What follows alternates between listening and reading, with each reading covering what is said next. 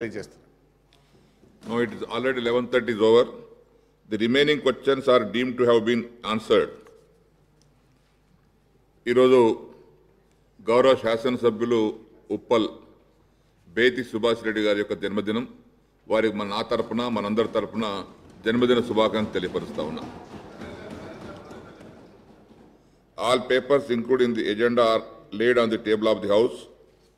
Now adjournment motion Shri బట్టి విక్రమార్క మల్లు గారు మరి ఇతరులు ఇచ్చినటువంటి రాష్ట్రంలో నిరుద్యోగ యువతకు నిరుద్యోగ వృత్తిని ఇవ్వడం మరియు ఇతర నిరుద్యోగ సమస్యల గురించి చర్చించాలని కోరుతూ ఇచ్చిన వాయిదా తీర్మానాన్ని తిరస్కరించడమైంది.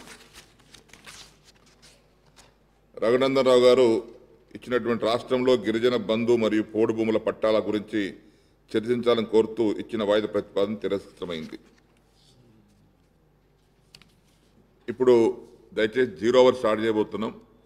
నిన్న మాట్లాడినటువంటి వారు మళ్ళీ మాట్లాడకండి. మాట్లాడినటువంటి వారి పేర్లు ఇవ్వండి.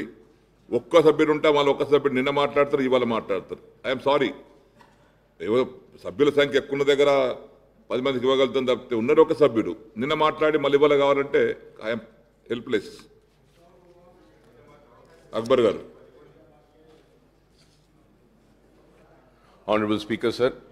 So the issue which I am raising right now is pertaining to Minority Welfare Department, sir. Sir, so the Minority Welfare Department funds are not been getting released, sir, due to which the minorities are facing very hardship, sir.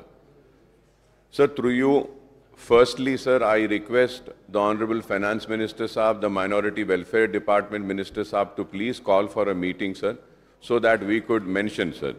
Sir, firstly, sir, when I say about Minority Welfare Department, sir, the RTF, the budget allocation is 336